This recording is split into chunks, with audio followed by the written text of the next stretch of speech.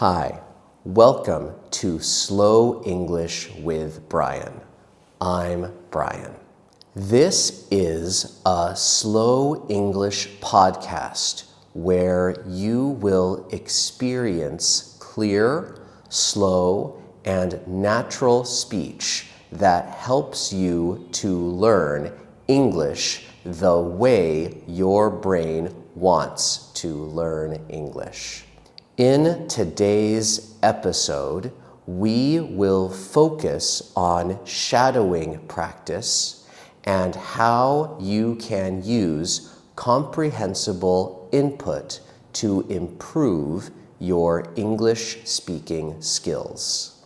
You will repeat real sentences from my daily routine while I explain important grammar, cultural context, and English vocabulary, the kind Americans actually use every day. This episode is designed especially for English beginners, but learners at any level can benefit. Let's dive into how to learn English naturally and confidently using the rhythm of real life. Let's talk about my morning routine. I wake up at 6:30 a.m. every morning. Let's say that again. I wake up at 6:30 a.m. every morning. Notice the phrasal verb wake up. In everyday English conversations, native speakers use phrasal verbs constantly. This is an example of comprehensible input in English. It is easy to understand because you know what it means already. The first thing that I do is check my phone. Let's say that again. The first thing that I do is check my phone. In American culture, this is very common. We love our phones, and I think people all over the world also love their phones. The structure, the first thing I do is great English vocabulary for beginners and more advanced learners. Then I brush my teeth for 2 minutes. Let's say that again. Then I brush my teeth for 2 minutes. That's actually a health tip. Most Americans know that dentists recommend 2 full minutes of brushing. Small facts like this are helpful to practice English while we learn about culture. Then I make coffee in my kitchen and toast bread. Let's say that again. I make coffee in my kitchen and toast bread. People in America and in Vietnam like to toast their bread. If you like to toast bread, please tell me in the comments. We can use other verbs with coffee, not just make. We can brew coffee, we can grab coffee, and we can have coffee. These everyday verbs are essential in your English speaking practice. I sit at my table and eat breakfast while reading the news. Let's say that again. I sit at my table and eat breakfast while reading the news. This is how real Americans describe multitasking. Multitasking is doing more than one thing at a time. So, if we are eating breakfast and reading the news, we are multitasking. Multi means many. This is very good comprehensible input because it connects new phrases to familiar phrases. After eating breakfast, I go to the gym at 7:45 a.m. Let's say that again. I go to the gym at 7:45 a.m. I go there on a motorbike because I live in Vietnam. Most people here in Vietnam ride motorbikes, but some people drive cars. I like to drive cars, but I really like riding motorbikes. To get to my gym, I only need to ride the motorbike for a few minutes. It's very close to my house. Let's say that again. It's very close to my house. After working out for about an hour, I go home. Let's say that again. After working out for about an hour, I go home. Here, the word about means approximately or roughly. So it means on some days, I might work out for 50 minutes, and on other days, I might work out for 70 minutes. It's about an hour. After getting home from the gym, I take a warm shower to freshen up. Let's say that again. I take a warm shower to freshen up.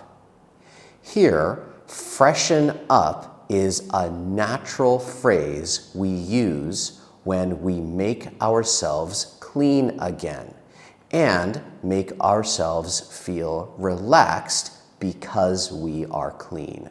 Then I have lunch with my wife at the kitchen table. Let's say that again. Then I have lunch with my wife at the kitchen table. We usually eat rice, grilled chicken, and vegetables. Let's say that again. We usually eat rice, grilled chicken, and vegetables. These are simple, healthy foods that many Americans enjoy too. Here, grilled means cooked like this. We cook it over heat without oil. That is a very good word for your food vocabulary. We talk and enjoy each other's company. Let's say that again. We talk and enjoy each other's company. Here, company does not mean a business. It means being with each other. So, enjoy each other's company means we feel happy and like being with each other, talking and sharing food. Later in the day, I have a video call with my family in the US. Let's say that again. Later in the day, I have a video call with my family in the US. Sometimes we talk about the news or food or funny things from our lives or things that my daughter learned. This is how we stay connected. It's real-life communication, but across the world. After the video call, I teach my daughter. Right now, she is not ready for school because she is very young. So my wife and I teach her. We read books with her and teach her how to read in English and Vietnamese. This helps her to learn English and Vietnamese and be close to us, all at the same time. After that, we take a nap. Naps are very common in Vietnam and in many other countries. But in America, people rarely take naps, especially people who are my age, in their 30s. That's because in America, many people work very long hours and don't have time for naps. Tell me in the comments if most people take naps in your country. I am curious. Taking a nap helps me to recharge for the rest of the day. Here, the word recharge is something that we do with phones and computers, like this. But we can use it with our bodies too. I start to teach in the afternoon at around 5 p.m. Let's say that again. I start to teach in the afternoon at around 5 p.m. I finish teaching at about 8 or 9 p.m. That's because I teach students after they finish their normal school. I teach them extra classes so that they can learn English, like you. Students in Vietnam study for a long time every day. After I finish teaching, I make notes about what I taught that day. Then I make plans for what I will teach the next day. I stay organized by making notes and making plans when I finish teaching. That is a really good phrase to practice. Let's say, I stay organized again. I stay organized. After that phrase, we say bye. And then we say how we stay organized. You can say, I stay organized by cleaning my house. Or, I stay organized by talking with my coworkers about the next day. We say by and then say a verb with ing at the end. By writing, by making, by talking. Like that. After I finish my notes and my plans, I eat dinner with my family. Let's say that again. I eat dinner with my family. We often have noodles, soup, or stir-fried vegetables for dinner. Here, stir-fried looks like this. It is a way of cooking with a pan and just a little bit of oil. These words are very useful when we talk about food. After dinner, my wife and I wash the dishes together. Let's say that again. My wife and I wash the dishes together. I do the scrubbing like this. And my wife takes the dishes and puts them into a dishwasher. A dishwasher looks like this. That way, we finish doing the dishes very quickly every day. After that, I take a shower to get ready for bed. Let's say that again. After that, I take a shower to get ready for bed. After I shower, my daughter, my wife, and I all spend time together. I often wrestle with my daughter because she really likes to play that way. Sometimes my daughter likes to draw in that time. She draws pictures of me and my wife and animals. She also likes to play with clay, but it has some grease in it, so she has to wash her hands if she plays with the clay. Moments like those are very fun for our family. They help us to bond. Bond means become closer. Let's say that together. They help us to bond. We use the word bond with family members and close friends. We can use it with coworkers, but sometimes it feels too close. At bedtime, my wife, my daughter, and I each tell a story. That way, we can practice my daughter's English when I tell a story and her Vietnamese when my wife tells a story. Then my daughter sometimes tells a story in English and sometimes she tells a story in Vietnamese. The stories are often about animals, families, or heroes. The phrase "tell a story" is very common in English. We tell stories about things. So you can say, "My coworker told me a story about a friend." I go to bed at around 10:30 p.m. That way I get enough sleep for the next day. Sometimes I keep thinking about teaching, and that can keep me awake a little bit.